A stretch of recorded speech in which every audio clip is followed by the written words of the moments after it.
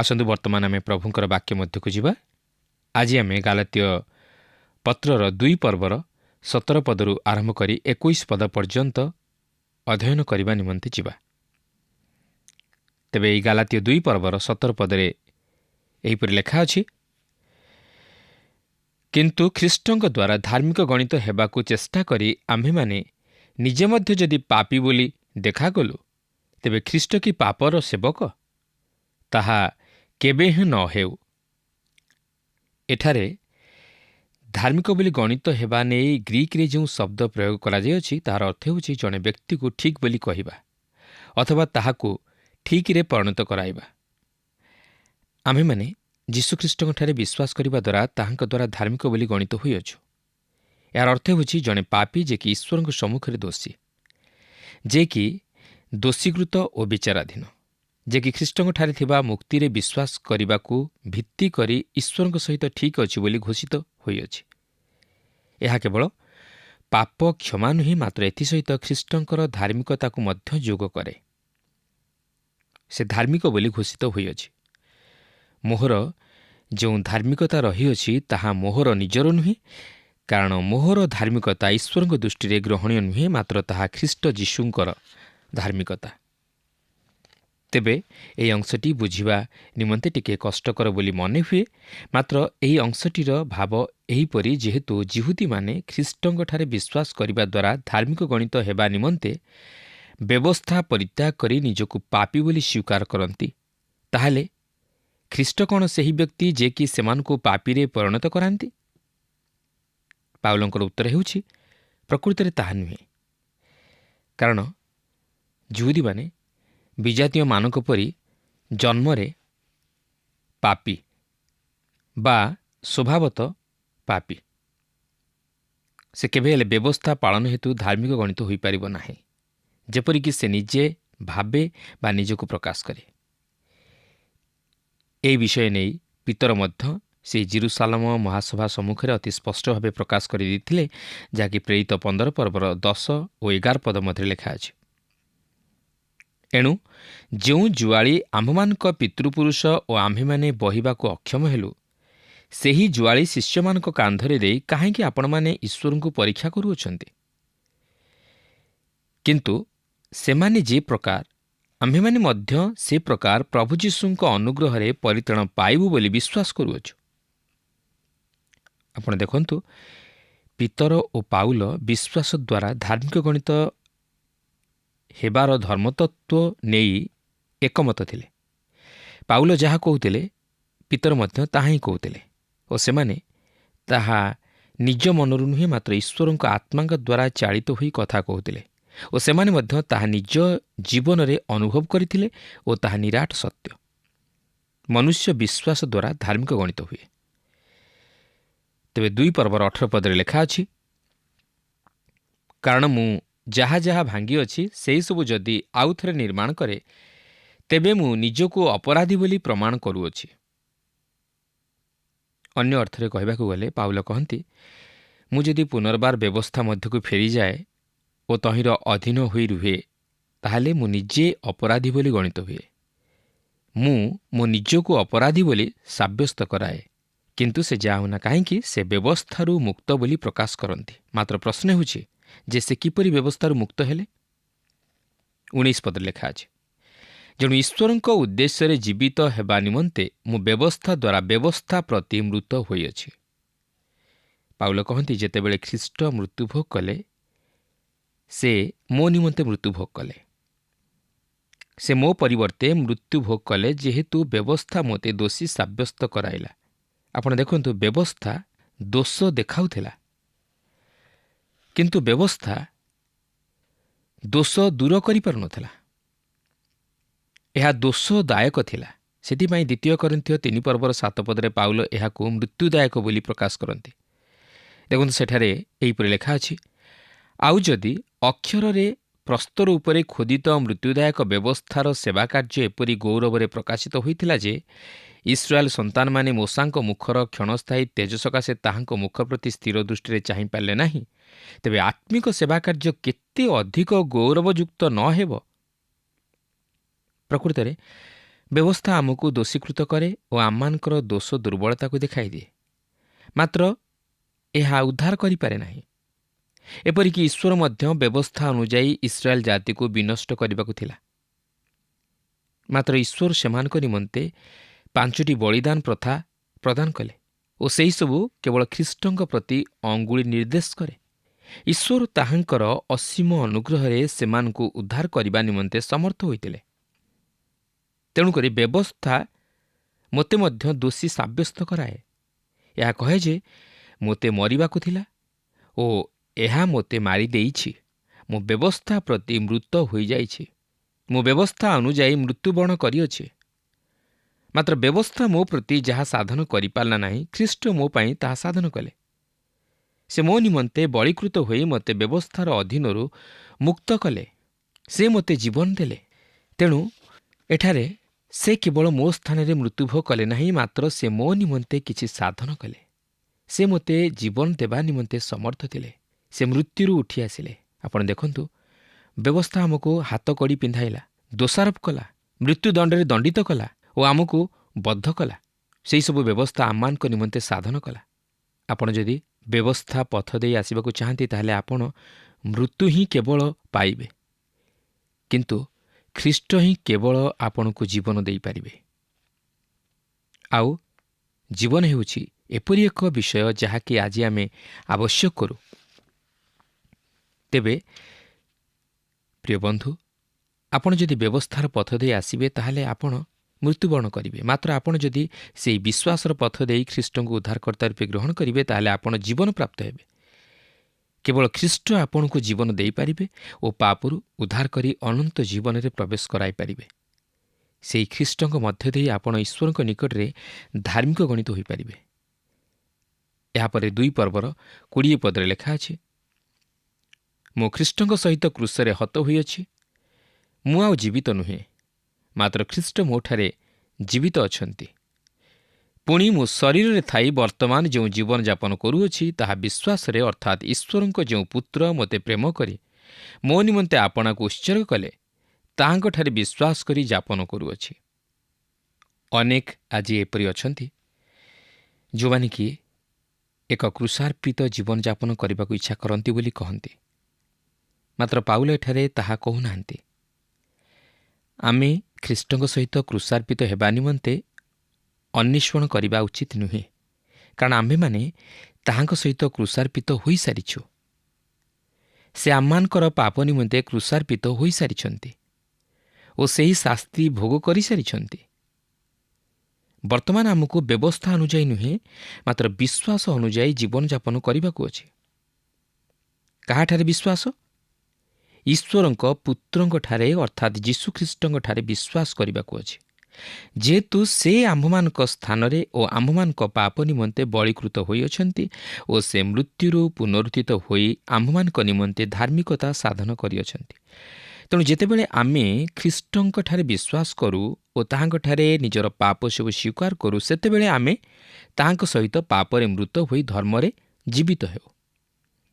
Paul କହନ୍ତି, ତେଣୁକରି ବ୍ୟବସ୍ଥାର ଅଧୀନରେ ସେ ଦୋଷୀକୃତ ହୋଇଥିଲେ ଓ ସେହି ବ୍ୟବସ୍ଥା ହେତୁ ସେ ହତ ହୋଇଥିଲେ।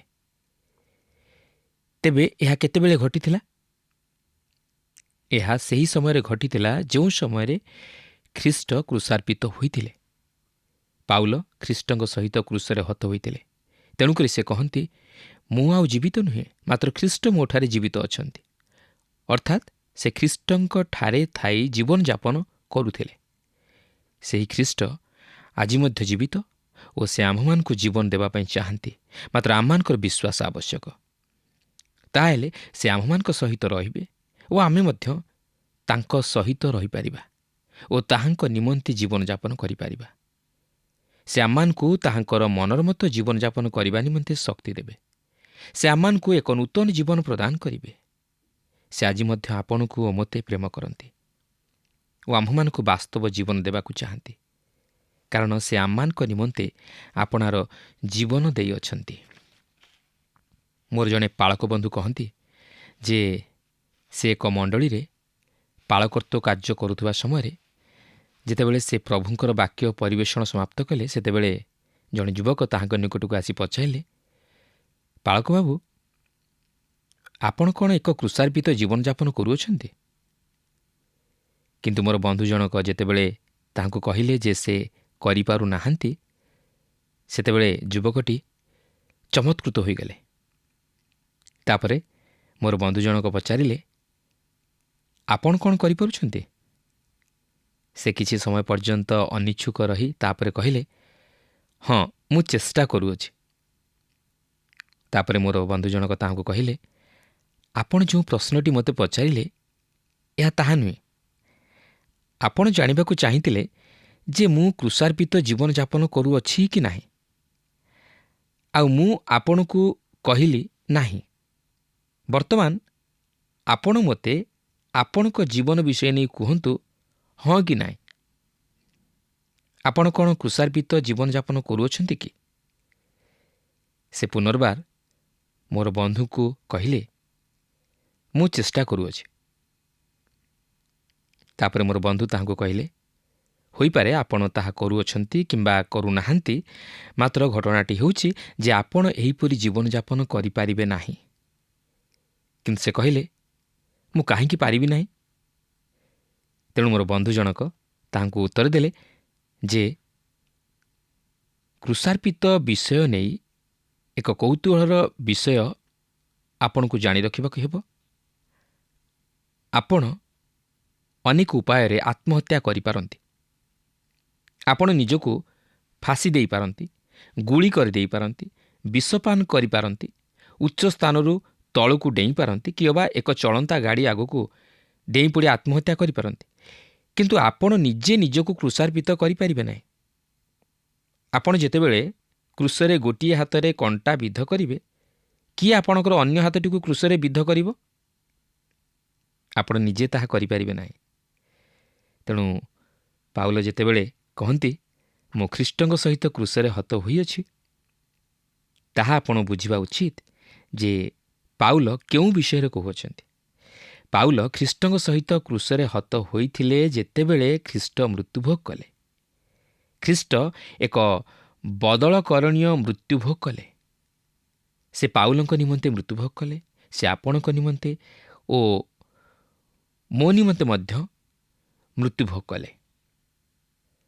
ରୋମିଓ 6 ପର୍ବରେ ଉଲ୍ଲେଖ ହୋଇଅଛି ଯେ ଆମ୍ଭେମାନେ ବାପ୍ତିସ୍ମରେ ଓ ପରିଚୟକରଣରେ ଖ୍ରୀଷ୍ଟଙ୍କ ସହିତ ସମାଧିପ୍ରାପ୍ତ ହୋଇଅଛୁ ଓ ଆମ୍ଭେମାନେ ତାହାଙ୍କ ସହିତ ଜୀବନର ନୂତନତ୍ୱରେ ଉତ୍ଥିତ ହୋଇଅଛୁ। ଆଉ ବର୍ତ୍ତମାନ ଆମମାନେ ଜୀବିତ ଖ୍ରୀଷ୍ଟଙ୍କ ସହିତ ସଂଯୁକ୍ତ ହୋଇଅଛୁ। ପାଉଲ କହନ୍ତି ଯେ ଆମ୍ଭେମାନେ ତାହାଙ୍କୁ ଆଉ ଶରୀରରେ ଜାଣୁନାହୁଁ। ସେ ଆଉ ଗାଲିଲିର ଅଧିବାସୀ ହିସାବରେ ଗାଲିଲି ସମୁଦ୍ର କୂଳରେ ମନୁଷ୍ୟ ଭାବରେ ବିଚରଣ କରୁନାହାନ୍ତି। ମୋର ଜଣେ ବନ୍ଧୁ କିଛି ବର୍ଷ ତଳେ ସେହି ଅଞ୍ଚଳରେ ଭ୍ରମଣ କରୁଥିଲେ, କିନ୍ତୁ ସେ ତାହାଙ୍କୁ ଦେଖିପାରିଲେ ନାହିଁ। ସେ ଆଜି ସେଠାରେ ନାହାନ୍ତି। ସେ ବର୍ତ୍ତମାନ ଈଶ୍ୱରଙ୍କ ଦକ୍ଷିଣ ପାର୍ଶ୍ୱରେ ଉପବେଶନ କରିଅଛନ୍ତି। ସେ ଆଜି ଗୌରବମୟ ଖ୍ରୀଷ୍ଟ। ପାଉଲ କହୁଅଛନ୍ତି, ମୁଁ ଖ୍ରୀଷ୍ଟଙ୍କ ସହିତ କୃଷରେ ହତ ହୋଇଅଛି। ମୁଁ ଆଉ ଜୀବିତ ନୁହେଁ। ଆପଣ ଦେଖନ୍ତୁ, ବ୍ୟବସ୍ଥା ଆମମାନଙ୍କୁ ମୃତ୍ୟୁରେ ସମର୍ପଣ କଲା। ବ୍ୟବସ୍ଥା ଆମମାନଙ୍କୁ ଜୀବନ ଦେଇପାରିଲା ନାହିଁ। ଆମମାନଙ୍କୁ କିଏ ଜୀବନ ଦେଲେ? ପାଉଲ କହନ୍ତି, ମୁଁ ଖ୍ରୀଷ୍ଟଙ୍କ ସହିତ କୃଷରେ ହତ ହୋଇଅଛି, ମୁଁ ଆଉ ଜୀବିତ ନୁହେଁ। ଆପଣ କିପରି ବଞ୍ଚନ୍ତି? ପାଉଲ କହନ୍ତି, ତଥାପି ମୁଁ ନୁହେଁ, ମାତ୍ର ଖ୍ରୀଷ୍ଟ ମୋଠାରେ ଜୀବିତ ଅଛନ୍ତି। ପ୍ରିୟ ବନ୍ଧୁ, ତାହା ହିଁ ହେଉଛି ଗୁରୁତ୍ୱପୂର୍ଣ୍ଣ ବିଷୟ।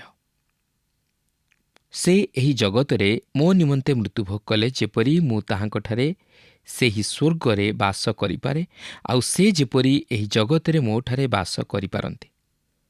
ପାଉଲ ଆହୁରି କହନ୍ତି, ପୁଣି ମୁଁ ଶରୀରରେ ଥାଇ ବର୍ତ୍ତମାନ ଯେଉଁ ଜୀବନଯାପନ କରୁଅଛି ତାହା ବିଶ୍ୱାସରେ, ଅର୍ଥାତ୍ ଈଶ୍ୱରଙ୍କ ଯେଉଁ ପୁତ୍ର ମୋତେ ପ୍ରେମ କରି ମୋ ନିମନ୍ତେ ଆପଣାକୁ ଉତ୍ସର୍ଗ କଲେ, ତାହାଙ୍କଠାରେ ବିଶ୍ୱାସ କରି ଯାପନ କରୁଅଛି। ଏହା କେଉଁ ପ୍ରକାରର ଜୀବନ? ଏହା ହେଉଛି ଏକ ବିଶ୍ୱାସର ଜୀବନ। ବିଶ୍ୱାସରେ ଉଦ୍ଧାରପ୍ରାପ୍ତ ହୋଇଅଛି, ବିଶ୍ୱାସରେ ବଞ୍ଚୁଅଛି, ବିଶ୍ୱାସରେ ଚାଲୁଅଛି। ଏହା ହିଁ ଅଛି ଯାହାକି ଆତ୍ମାରେ ପରିଚାଳିତ ହେବା। ପାଉଲ କହନ୍ତି, ଈଶ୍ୱରଙ୍କ ଯେଉଁ ପୁତ୍ର ମୋତେ ପ୍ରେମ କରି ମୋ ନିମନ୍ତେ ଆପଣାକୁ ଉତ୍ସର୍ଗ କଲେ, ତାହାଙ୍କଠାରେ ବିଶ୍ୱାସ କରି ଯାପନ କରୁଅଛି। ଏହା କେତେ ସୁନ୍ଦର ବିଷୟ। ଖ୍ରୀଷ୍ଟ ମୋତେ ପ୍ରେମ କଲେ, କିନ୍ତୁ ସେ ମୋତେ ସ୍ୱର୍ଗକୁ ନେଇଯିବା ନିମନ୍ତେ ପ୍ରେମ କରିପାରିନଥିଲେ। ମୋ ନିମନ୍ତେ ତାହାଙ୍କୁ ପ୍ରାଣଦାନ କରିବାକୁ ପଡ଼ିଲା। ଖ୍ରୀଷ୍ଟ ଯୀଶୁଙ୍କଠାରେ ଈଶ୍ୱରଙ୍କ ଦାନ ହେଉଛି ଅନନ୍ତ ଜୀବନ। ଆପଣ କେବଳ ବିଶ୍ୱାସ ଦ୍ୱାରା ଏକ ଦାନକୁ ଗ୍ରହଣ କରିପାରିବେ। ସେହି ବିଷୟ ନେଇ ଏହା ଯେକୌଣସି ଦାନ ନିମନ୍ତେ ପ୍ରଯୁଜ୍ୟ। ଆପଣଙ୍କୁ ଏହା ବିଶ୍ୱାସ କରିବାକୁ ହେବ ଯେ ଦାତା ଯିଏକି ଆପଣଙ୍କୁ ଦାନ ବିତରଣ କରନ୍ତି, ସେ ଅତି ବିଶ୍ୱସ୍ତ।